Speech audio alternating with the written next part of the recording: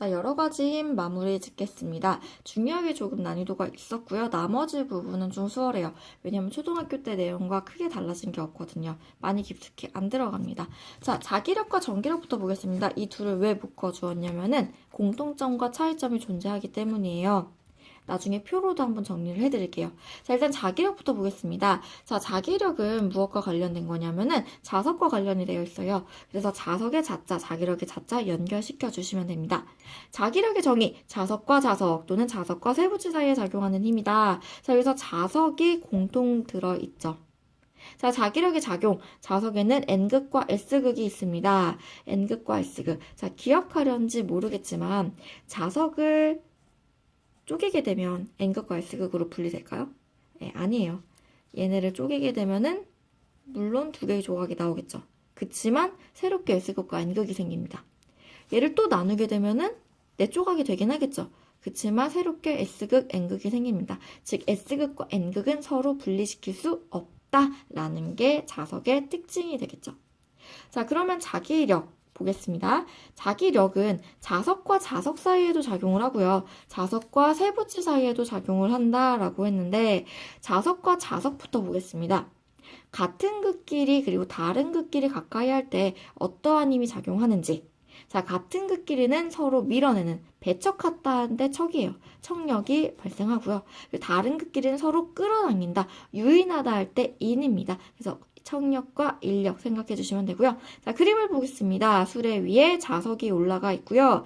파란색은 S극, 빨간색은 N극을 표현해 놓은 거예요. 그래서 페인트칠을 칠해 놨다라고 생각을 해주시면 됩니다.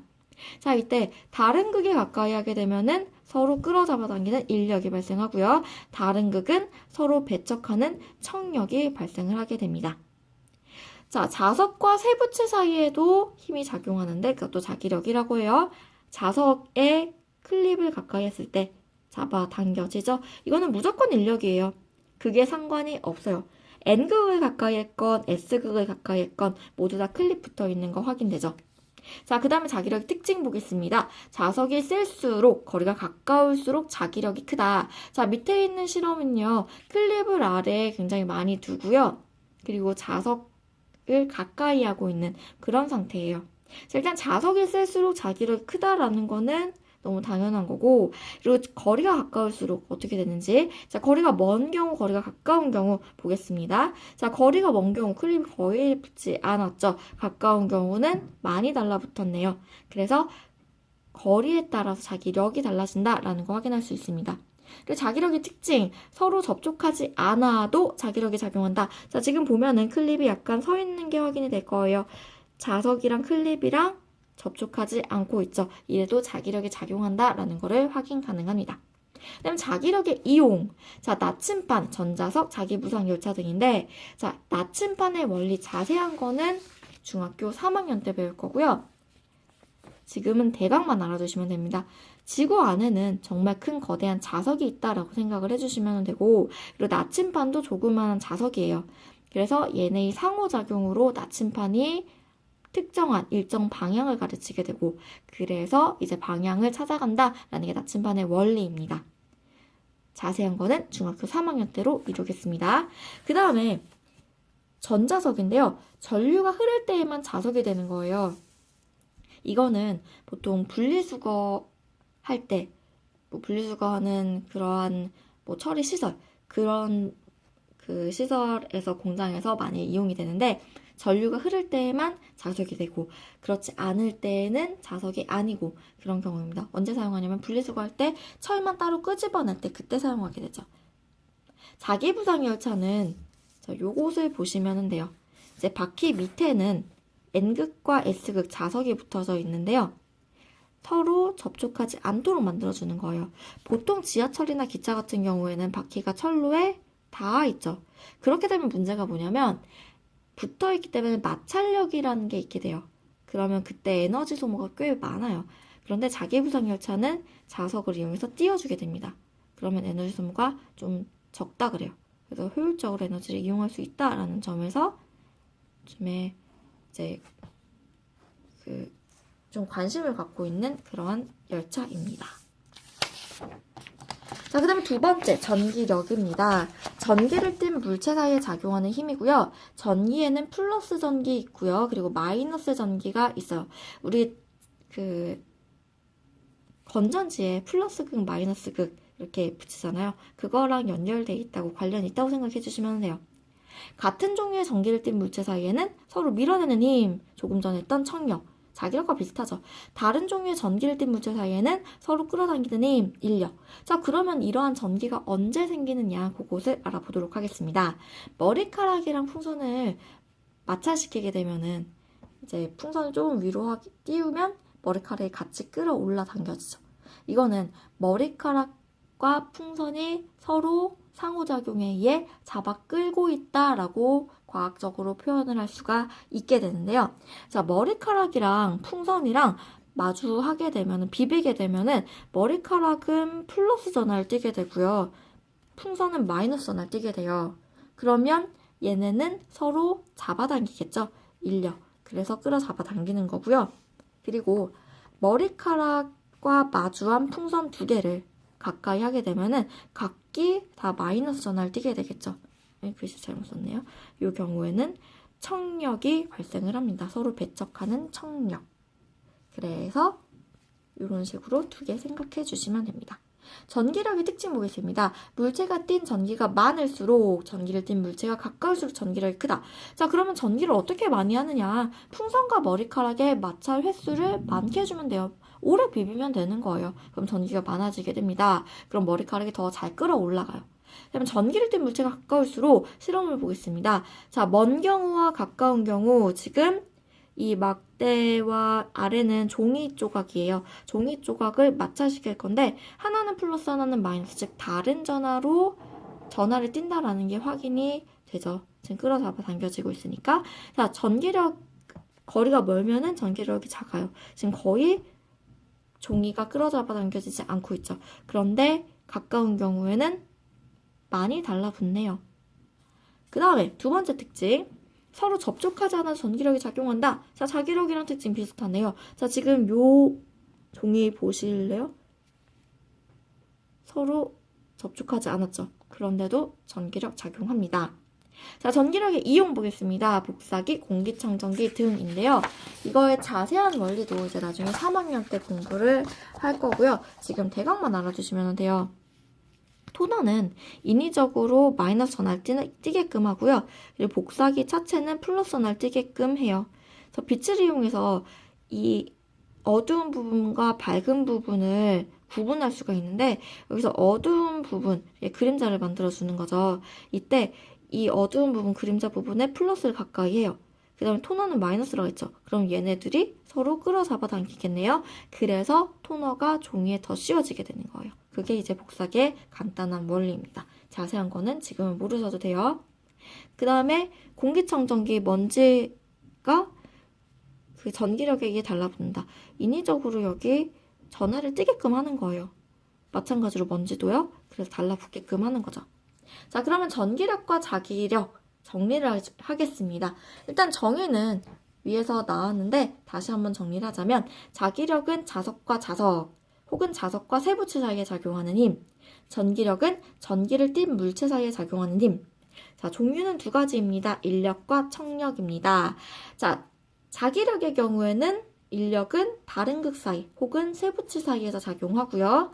그 다음에 전기력은 다른 종류의 전기를 띤 물체 사이에서 작용을 합니다. 그 다음에 청력은 같은 극 사이에서 작용을 하고요. 그리고 전기력도 마찬가지로 같은 종류의 전기를 띤 물체 사이에서 작용을 하게 됩니다. 그림으로도 표현해놨죠. 크기는 세기가 셀수록, 양이 많을수록, 거리가 가까울수록 같죠? 비슷하죠? 그 다음에 이용도 그냥 쭉 표로만 정리해놓은 거예요. 자기부상열차, 나침반, 전자석, 가방잠근 장치, 공기청정기, 복사기. 자, 여기서 가방잠근 장치는 뭐냐면, 간혹 가다가 그 가방 뚜껑? 가방 덮개. 거기에 자석이 붙어 있는 경우가 있어요. 그러면 가까이 하게 되면 똑 하면서 붙죠. 그래서 열리지 않게끔 하는 거 가방 잠금 장치. 그리고 전기력은 공기청정기 복사기 정리만 해준 거예요. 자, 공통점. 인력과 청력이 존재한다. 접촉하지 않아도 작용한다. 두 물체 사이에 거리가 가까울수록 힘이 크다. 요것들 정리해준 거고요. 차이점은 자석은 N극과 S극으로 분리할 수 없다. 아무리 쪼개도 조각만 나눠질 뿐이지 N극과 S극은 존재한다가 있죠.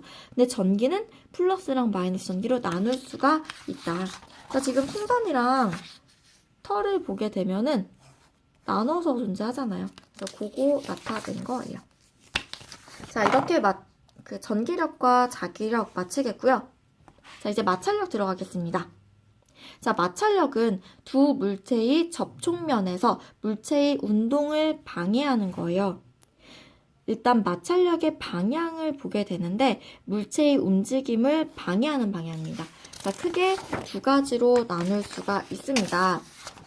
운동하는 물체와 정지하고 있는 물체인데요. 자, 운동하고 있는 물체의 예시는 교과서에 그림으로 나와 있습니다. 자, 여기 남학생이 스케이트보드를 타고 있네요. 자, 일단 힘을 줘서 위에 올라갔네요. 그런데 언제까지 계속 탈 수는 없고요. 언젠가는 멈출 거예요. 그 멈추는 까닭이 뭐냐면 마찰력이라는 게 있기 때문이란 말이에요. 자, 운동하는 물체에 마찰력이 있고요.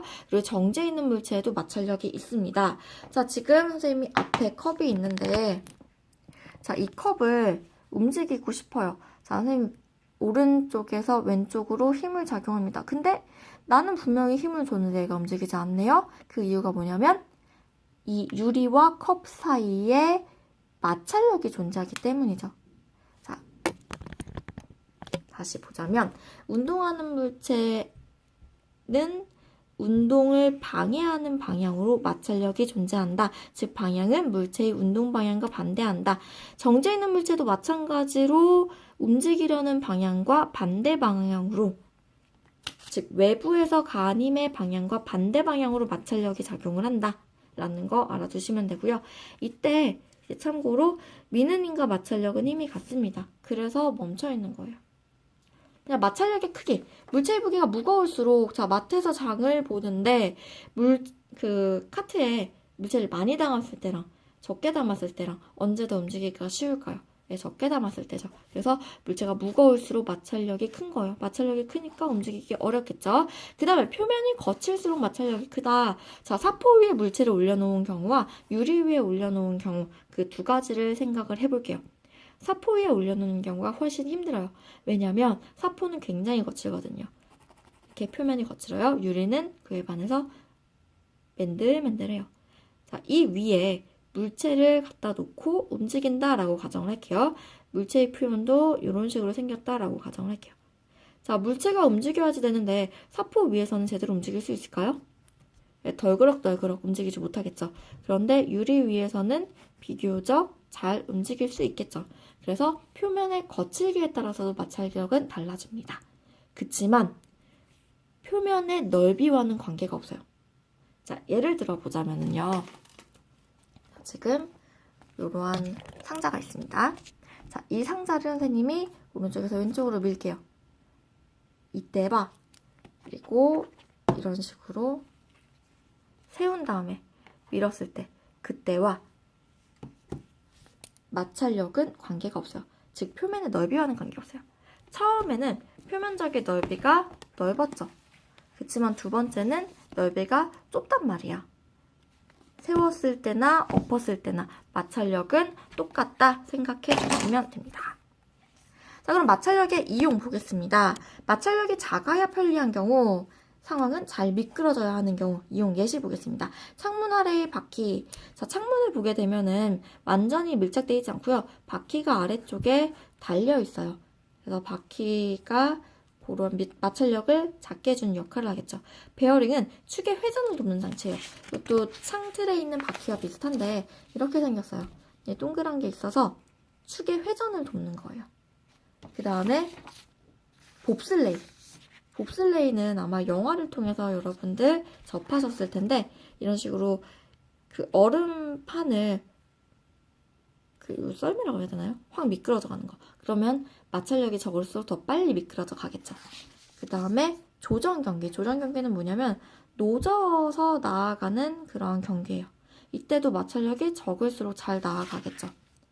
이때 뭐 표면적을 매끈매끈하게 한다든지 아니면 여기를 뾰족하게 한다든지 그런 식으로 마찰력을 줄이게 되겠네요. 그 다음에 기가에 윤활유를 사용하는 거. 부드럽게 기름칠해주는 거죠. 자, 그래서 마찰력이 작아야 편리한 경우 살펴봤고요. 마찰력이 커야 편리한 경우 미끄러지는 것을 막아야 하는 경우가 되겠죠. 눈길에 모래 뿌리기. 자, 눈이 굉장히 많이 온 날 모래 뿌리죠. 거칠거칠하게 표면을 거칠거칠하게 만들어줘서 마찰력을 크게 하는 경우. 그 다음에 고무 코팅된 장갑. 자, 이런 식으로 고무가 코팅되게 되면은 물건을 잘 잡을 수가 있겠죠. 그리고 볼펜에도 이렇게 고무 달려있는 거. 선생님 여기도 고무 달려있죠. 그리고 이게 울퉁불퉁하네요. 표면 거칠게 한 거네요. 그거 생각해 줄 수 있고요. 그 다음에 도로에 있는 이렇게 울퉁불퉁한 거. 방지 포장. 마찬가지입니다. 자, 그래서 고무 코팅된 장갑, 미끄럼 방지 신발, 도로에 미끄럼 방지 포장 등 이게 이제 마찰력이 커야 편리한 경우의 예시가 되겠습니다. 자, 그 다음에 이제 마지막 탄성력 가겠는데요. 자, 이제 마지막 탄성력 가겠는데요. 여기서는 세 가지 용어를 아셔야지 돼요. 일단 첫 번째 탄성. 이거는 성질할 때 성이에요. 힘을 받아 변형된 물체가 원래 모양으로 되돌아가려는 성질. 탄성체는 그러한 성질을 가진 물체. 예를 들면 용수철, 고무줄, 플라스틱자. 탄성력은 탄성체가 변형되었을 때 원래 모양으로 되돌아가려는 힘. 그래서 힘력자, 물체할 때 체자, 성질할 때 성자 생각해 주시면 됩니다. 자, 그럼 보겠습니다. 가장 대표적인 예시인 탄성체는 요 고무줄이에요. 자, 고무줄은 일단 힘을 받게 되면 다시 원상태로 돌아가려는 그런 탄성을 가지고 있어요. 그러한 성질을 가지고 있는 거죠.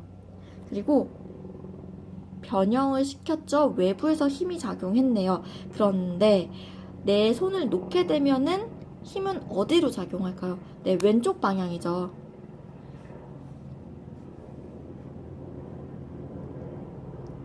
자, 이렇게 탄성체에 작용하는 힘, 오른쪽 힘의 반대 방향, 탄성력의 방향, 이게 됩니다.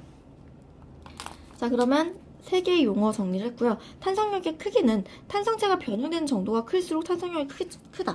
자, 여기 보게 되면 처음에 조금만 늘려줄게요. 그럼 약하죠, 탄성력은. 그런데 더 많이 늘려줍니다. 탄성력은 굉장히 큽니다. 아니면 이거 생각하시면 돼요. 여러분 딱밤 아시죠? 딱밤 칠 때 보통 있는 힘껏 손을 당겨주지 않나요? 자, 이렇게 딱밤이 뭐냐면 혹시 모르는 사람을 위해서 자, 손을 이렇게 당겨가지고 친구 머리에 이렇게 때리는 거야. 그러니까 4개 해가지고 이기면은 이렇게 이마를 콱 때리는 거지. 자, 이랬을 때 내 손이 이렇게 있고요. 손을 조금만 당겨줄까요? 아니면 많이 당겨줄까요? 왜 많이 보통은 당겨줘요. 그래야지 친구가 많이 아파하거든. 자, 변형되는 정도가 클수록 다시 이 되돌아가려는 힘, 탄성력이 큰 거죠. 그래서 아프게 되는 거예요. 탄성력이 변형되는 정도가 클수록 탄성력이 크다. 그리고 탄성력의 방향, 작용한 힘과 반대 방향이다. 자, 지금 이 용수철을 내가 눌렀어요. 양옆에서 눌렀어. 그러면 탄성력은 그와의 반대 방향. 이번엔 당겼네요. 그러면은 오는 번은 반대 방향. 조금 전에도 말했다시피 고무줄을 오른쪽으로 당겼네요. 되돌아가려는 방향, 반대 방향, 왼쪽 방향 생각해 주시면 됩니다. 자, 그럼 탄성력의 측정. 용수철을 이용하여 측정을 하게 되는데 물체의 무게와 용수철 늘어난 길이 보게 되면은 용수철이 늘어난 길이는 물체의 무게에 비례한다. 중력 부분에서도 용수철 저울 원리 설명해 드렸죠. 그래서 이 얼마나 늘어났는지 그곳을 따져서 탄성력을 측정하게 되는 거예요. 탄성력의 크기는 물체의 무게와 같다. 자, 지금 물체를 달아놨네요. 용수철 저울에. 물체의 무게가 측정이 되고요. 용수철은 늘어났을 거예요. 용수철은 다시 원상태로 되돌아가려는 탄성을 가지고 있고 이때 정제 있다라는 거는 물체의 무게, 요 힘과 즉 물체를 지구가 당기는 힘이 무게라고 그랬죠. 이 힘과 탄성력의 크기가 같기 때문에 정제 있는 거예요. 탄성력과 늘어난 길이는 비례한다라고 보시면 되겠고요. 그래서 이 부분입니다. 탄성력의 크기는 물체의 무게와 같으므로 용수철의 늘어난 길이는 탄성력에 비례한다. 그다음에 같은 무게의 물체를 매달았을 때 용수철이 튼튼한 것일수록 용수철이 적게 늘어난다. 자, 여러분이 일상생활에서도 느꼈을 거예요. 센 용수철이 있고 조금 잘 늘어나는 용수철이 있어요. 그거 얘기하는 거예요. 용수철이 튼튼한 것일수록 적게 늘어난다. 그러면 튼튼하지 않은 것은 많이 늘어난다. 그게 되겠죠. 자, 그 다음에 스스로 확인하기 문제에서 많이 힘들어하는 부분은 같이 볼게요. 풍선을 벽에 대고 손으로 눌렀더니 풍선이 찌그러졌다. 이때 풍선에 작용하는 탄성의 방향을 모두 화살표로 나타내보자. 자, 풍선이 있고요. 벽이 있는 상황입니다. 지금 손으로 눌러줬어요. 이 경우에요. 자, 손으로 눌러준다라는 거는 작용점이 이 부분이고 눌러줬어요. 자, 그런데 풍선을 눌러주게 될 때 이 양쪽 부분이 똑같이 동일하게 찌그러지게 되죠. 그렇다는 거는 이 벽에서도 누르는 힘이 작용한다는 거네요. 자, 누르는 힘이 이 풍선 입장에서는 양쪽으로 작용했네요. 그런데 탄성력은 작용한 방향과 반대 방향 크기는 동일하다 라고 그랬네요. 탄성력의 방향은 이 파란색 적어주시면 되는 거예요. 그래서 답은 이렇게 주시면 됩니다. 자, 지금까지 여러 가지 힘에 대해서 살펴보았고요. 지금까지는 힘, 그리고 여러 가지 힘 5가지 살펴봤죠. 이제 다음 동영상에는 이제 우리가 체험부스 운영할 때 그 각각의 실험 설명 그 부분을 선생님이 해줘야 되겠죠. 그래서 다음 동영상은 실험 설명이 되겠습니다. 수고하셨습니다.